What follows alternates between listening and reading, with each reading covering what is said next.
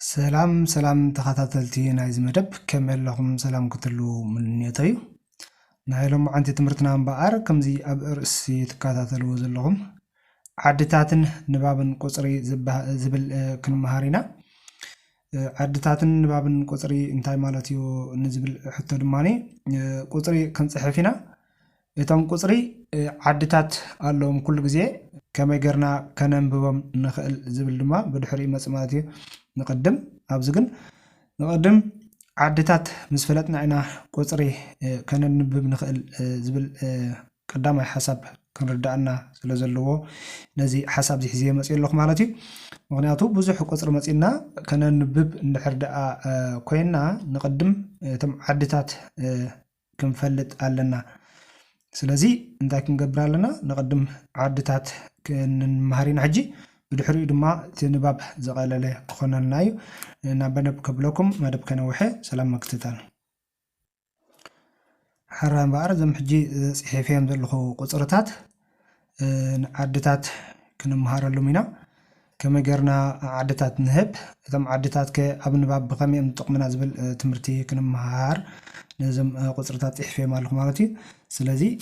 በብሓደ ክንመሃረም ኢና ማለት እዩ ብዓድታት ክንህብ ከለና ኩሉ ግዜ ቀዳማይ ትምህርትና ኣብዚኣ ክትኮን ዘለዋ ማለት እዩ ዓድታት ክንህብ ከለና ኩሉ ግዜ ብየማን ጀሚርና ኢና ናብ ፀጋም ንኸይድ ስለዚ ብየን ክንጅምር ኢና ማለት እዩ ዓድታት ክንህብ ከለና ቀዳማይ ትምህርትና ሰለስተ በዚ ክኸውን እዩ ሰለስተ ዓዲ ክንህብ ክንጅምር ኢና ሓራይ እቲ ካልኣይ ሕቶ ዓድኸ ካብ ክንደይ ኢና ዓዲ ኢልና ንጅምር ዝብል ሕቶ ድማኒ እዚኣ ካልኣይቲ ትምህርትና ክትከውን እያ ኩሉ ግዜ ኣብ ቁፅሪ ዓዲ ክንብል ክንጅምር ከለና ብዓዲ ሓደ እዩ ዝጅምር ምክንያቱ ኩሉ ግዜ ዓዲ ሓደ እዩ ተቐዳማይ ዝመፅእ ማለት እዩ ስለዚ ሰለስተ ኣብ ዓዲ ክንደይ ኣሎ ንዝብል ሕቶ ሰለስተ ኣብ ዓዲ ሓደ ኣሎ ማለት እዩ ስለዚ ሰለስተ ዓዲ ሓደ ዝብል ክህበ እየ ማለት እዩ ሰለስተ ዓዲ ክንደይ ኣለኒ ዓዲ ሓደ ኣሎ ማለት እዩ ስለዚ ሰለስተ ዓዲ ሓደ ኢለ ኣለኹ ማለት እዩ ስለዚ ናብቲ ካልኣይ ቁፅሪ ንኸይድ ካልኣይ ቁፅርና ድማኒ ቁፅሪ 4 እዩ ቁፅሪ 4 ኸ ኣብ ዓዲ ክንደይ ኣሎ ዝብል ሕቶ ድማ ካልኣይ ክላዓሊ ቁፅሪ 4 ኣብ ዓዲ 10 እዩ ዘሎ ስለዚ ቁፅሪ 4 ድማ ኣብ ዓዲ 10 ኢልና ንፅሕፍ ዓዲ 10 ድማ ንብል እጂ ኣብዚ ከነንብብ እንዳንበብና ክንከይድ ኢና ማለት እዩ ስለዚ ክልተ ቁፅሪ ኣለውኒ ቁፅሪ 3 በይኑ ከንብቦ ይኽእል ዓዲ ሓደ ስለ ዝኾነ 3 ክብል ይኽእል ማለት እዩ ከለኹ ክልተ ቁፅሪ እንተመፅኦምኒ ኸ ዝብል ሕቶ ድማ ይመፅእ ማለት እዩ ስለዚ ዓዲ 10 ኢለ ኣለኹ ን4 ዓዲ 10 ዝበሃሉ እምበኣር ኣብዚ ቀዳማይ ትምህርትና ክንምሃሮ ዝግባእ ካብ 10 ክሳብ 99 ዘለዉ ቁፅርታት ዓዲ 10 ተባሂሎም ይፅውዑ ስለዚ እንታይ እቲ ቀዳማይ ትምህርትና ክልተ ቁፅሪ ተፃሒፎም በዝመፁና መሰረት እቲ ቀዳማይ ዓዲ ሓደ እዩ እቲ ካልኣይ ድማ ዓዲ 10 እዩ ስለዚ ኩሉ ግዜ ክልተ ቁፅሪ ተፃሒፎም በዝመፁና እሞ ከነንብቦም ምንስ ንደሊ ዓዲ 10 ጀሚርና ከነንብብ ንኽእል ማለት እዩ እቲ ዓዲ 10 ዝብሎ ዘለኹ ግን ኩሎም ፅሑፋት 10 ጥራይ ኢልካ ክትንብቦም ዘይኮነ እንታይ ደኣ 4 5 20 10 ስጋብ 99 ዘለዉ ቁፅርታት እዚኣቶም ዓዲ 10 ይበሃል ማለት እዩ ስለዚ 98 እቲ 9 ዝበሃል ዘሎ ኣብ ዓዲ 10 ይንበብ ከም ዘሎ ንኣብነት 40 እንተዳ ነይሩ 40 ክንብል ከለና እቲ 40 ዝብል ዓዲ 10 ምዃኑ ክንፈልጦ ይግባእና ማለት እዩ ስለዚ እዚኣ እንታይ ትንበብ 43 ኢልና ድማ ነንብባ ሓራይ ካልኣይ ክንቅፅል ኢና ናብ ትምህርትና እተን ቁፅሪ እዚኣተን እንተን ፀሓፍኮን ናብ ሳልሳይ ቁፅሪ ክንከይድና ከምዚኣ እንዳገበርኩ ምእንቲ ትምህርትና ክጥዕመልና መበል ቁፅሪ 3 በፂሕና ኣለና ቁፅሪ 3 ኸ ዓዲ ክንደይ ኣሎ ዝብል ድማ ሕጂ ክንመሃር ኢና ማለት እዩ ቁፅሪ 5 ኣለና ኣብዚ ቁፅሪ 5 ኣለና ቁፅሪ 5 ኣብ ዓዲ ክንደይ ኣሎ ዝብል ሕቶ ከዓ ይለዓል ማለት እዩ ስለዚ ቀዳማይ ዓዲ ሓደ ኢለ ኣለኹ ቁፅሪ 3 ማለት እዩ ቁፅሪ 4 ኣብ ዓዲ 10 ኢለ ኣለኹ ቁፅሪ 5 ዓዲ ክንደይ ኣሎ ዝብል ድማ ሕጂ ክንሪአና ማለት እዩ ቁፅሪ 5 ኣብ ዓዲ 100 እዩ ዘሎ ዓዲ 100 ድማ ንብል ማለት እዩ ስለዚ ነዚአን ከነንብቦም ከለና ዓዲ 100 በፂሕ ኣለኹ እቲ ቀዳማይ ትምህርትና ኣብዚ እውን እንታይ ክኸውን ዘለዎ ሰለስተ ቁፅሪ ተፃሒፎም ብዝመፁን መሰረት ዓዲ 100 በፂሐ ከም ዘለኹ 100 ክብል ከም ዘለኒ ክንመሃር ስለ ዘለኹ ዘረባ ዘምፅእ ዘለኹ ማለት እዩ ስለዚ ሰለስተ ቁፅሪ ኣለዉ ንብዚ ክንደይ በፂሕ ኣለኹ ማለት እዩ ዓዲ 100 በፂሕ ኣለኹ ማለት እዩ ስለዚ ኣብዚ ከንብብ ከለኹ እንታይ ክብል እየ 543 ልክዕ ከምቲ ዓዲ ዝሃብኳ ዓዲ 100 ኣለኹ ዓዲ 100 ስለ ዘለኹ ድማኒ ክንደይ ኢለ ከንብብ እየ 5 ኢለ 100 ይብል ስለዚ 500 ዓዲ 100 ስለ ዘለኹ 500 ይብል እዚኣ ዓዲ 10 ስለ ዘለኹ 40 ይብል እቲ 40 ዝብሎ ዘለኹ ልክዕ ከም ዝበልኩኹም ካብ 10 ክሳብ 99 ዘለዉ ዓዲ 10 ስለ ዝኾኑ 40 ይብል ማለት እዩ 40 ይብል ካልኣይ ቁፅሪ ብድሕሪኡ ስለ ዘለኒ ድማ 3 ይብል 3 ከዓ በይኑ ስለ ዝኾነ እሞ ከዓ ዓዲ ሓደ ስለ ዝኾነ 3 ይብል ማለት እዩ ሕጂ እንደገና ክንቅፅል ኢና ኣብ 4ይ ቁፅሪ በፂሕ ኣለኹ ልክዕ እዚኣቶም ኣንቢብናዮም ኣለና ዓዲ 1 ቁፅሪ 3 ቁፅሪ 4 ድማ ዓዲ 10 ኣሎ ቁፅሪ 5 ድማ ዓዲ 100 ኣሎ ስለዚ ቁፅሪ 6 ዓዲ ክንደይ ዳ በፂሕ ኣለኹ ዝብል ሕቶ ድማኒ ክንምሃር ማለት እዩ ስለዚ 6 ዳ 10 ኣብ ዓዲ 1000 ኣሎ ማለት እዩ ስለዚ 6 ድማ ኣብ ዓዲ 1000 ንብል ኣብ ንባብ ንምፃእ ከምዚኣ ገለ ፅሒፈ ኣለኹ ንባብ ከንብብ ደልየ ኣለኹ ኩሉ ግዜ ንባብ ከነንብብ ከለና ብድሕሪት ኢና ንጅምር ልክዕ ከምዛ በዚኣ ንኣብነት በዚኣ ከንብብ ደልየ ኣለኹ 34 ዘይኮንኩን ዝብል እንታይ ዝብል 43 ይብል ልክዕ ኣብዚኣ እውን ከምኣ ማለት እዩ በታ ድሕሪ ጀሚረ 500 ይብል ማለት እዩ 543 ይብል ማለት ልክዕ እዚኣ ድማ 6 በፂሕ ኣለኹ ኣብ 6 ዓዲ ክንደይ ከም ዘለኹ ንቅድም ፈይጥ ኣለኹ ዓዲ ክንደይ ኣለኹ ዓዲ 1000 ማለት እዩ ስለዚ እንታይ ክብል 6000 ይብል ማለት እዩ ኣብዚ እንታይ ክብል ሕጂ ዓዲ 1000 በፂሕ ኣለኹ ይብል ኣለኹ ስለዚ እንታይ ክብል ንባበይ 6000 ይብል 5 ከዓ ዓዲ 100 ኣለኹ ይብል ስለ ዘለኹ 500 ይብል 4 ከዓ ዓዲ 10 ኣለኹ ስለ ዘለኹ 40 3 ድማኒ 3 ኢለ የንብብ ማለት እዩ ናብቲ ዝቐፅል ቁፅርና ንኺድ ኣብዚ ቁፅሪ ክንደይ ኣለኒ ቁፅሪ 8 ኣለኒ ቁፅሪ 8 ኣብ ዓዲ ክንደይ ኣሎ ዝብል ድማ ሕጂ ትምህርቲ ክንመሃር ኢና ማለት እዩ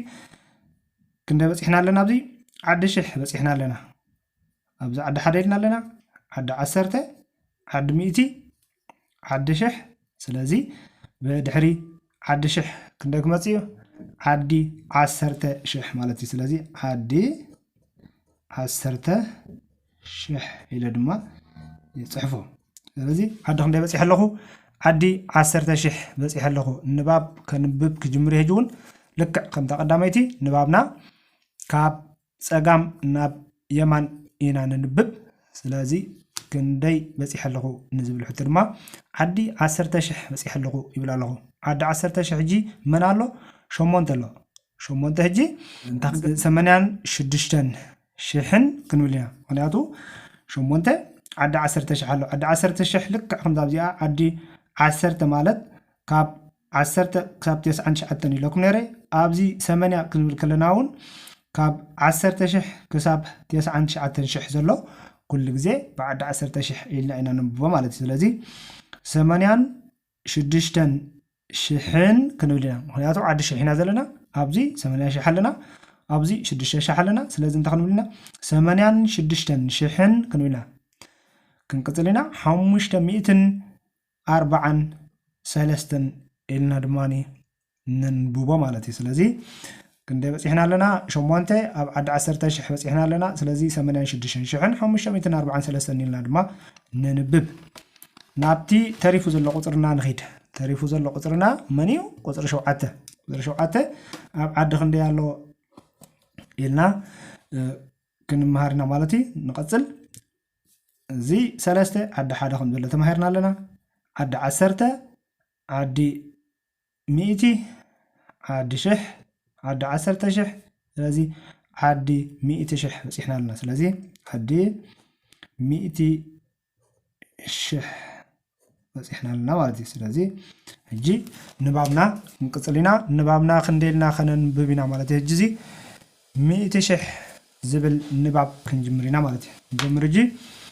شوعات سلازغونه شوعات 186 كنونا مغنياتو قاعد شح وصانا نزلنا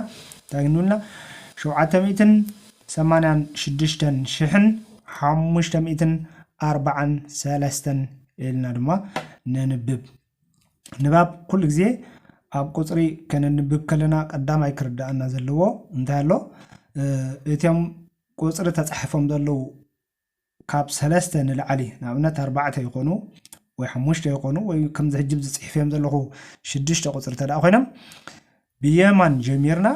1 2 3 ኢልና ነጥቢ ከምዚኣ መፍለይ መንበቢ ንባብ ክጠቕመና ዝኽእል ነጥቢ ከነቐምጥ ገዳሲ ይኸውን ምክንያቱ ከም ዝገርና ምስፈለናዮ ንባብ ዝቐለለ ይኾነልና ንኣብነት በዚኣ ጽሕፍያ ዘለኹ ከነንብብ ክንፍትና ማለት እዩ نعمت مغنياتو كاب عدشح بصيح زله زلخ مالتي سلازي تاي كبلي زياتن ابدي 11 غير تحفي اخر دعنا منتي 6 5 4 3 يا صحفي له جي زيات صحفي له خنبب ادلي له خنبب تدلي انت غبر مغنياتو لعل 4 قصر سلا زلوني لعل 3 قصر سلا زلوني بزي اجميره 1 2 3 الى قصيره ابدي نطبي يغبر نطبخ قبل كل حجي نتنباب كقلل لي نزول مالتي سلازي كان ببيهجي 6 شحن كبلي مغنياتو عد شحن فسيح لكم زخنديو عد حادة عد 10 عد 100 عد شحن فسيح سلازل لكم 6 شحن إلى لكم 543 يبل لك عبدي عدما تقطري بدحريت مسئلة قطر شمونتا هجي كاب 3 انت حتى سلازغونه ايفون لنا نزي سقل طراي مسؤول قنبوبه تاكبلي 86 شحن 543 الى دما ينبوبه ابزي وزر شوعاتم صحفكو 786 شحن 543 الى ينبوبه بازي شاوعي قطر مسزهلوني ابزي نامنت 4 مسزهلون بزي انت خبر يخل ابزي نطبي يفلم مغنياتو انت قبر ليزي نباب كنبب كقلل ليو سلازي 4 عد خندي يالو نزبل ني اقرا منقدنا تمرتنا ابزي عدي 100,000 مسيحنا لنا عدي 100,000 نابئنا خنبل عدي مليون اتينا لنا مالتي سلازي عدي مليون اتينا لنا قصري كننبب كلنا حجيب زي انتاي كنبلينا 4 مليون إلى خجمرة مخنياتو 1 مليون أتي سلازلو 4 على نبعلو 1 مليون سلازلو مليون يبل مالتي 4 مليون شو 786 شحن 543 إلنا دما ننبب قرب نوح إلى كتكون تخيلها انتقنا قن دقاقمنا تسمعنا قطر دعنا سلا تخيل دقاقمنا خنسمع بخبري عدمكم سلازي سقابزي استخاتات الكمني بتاعمي مسجن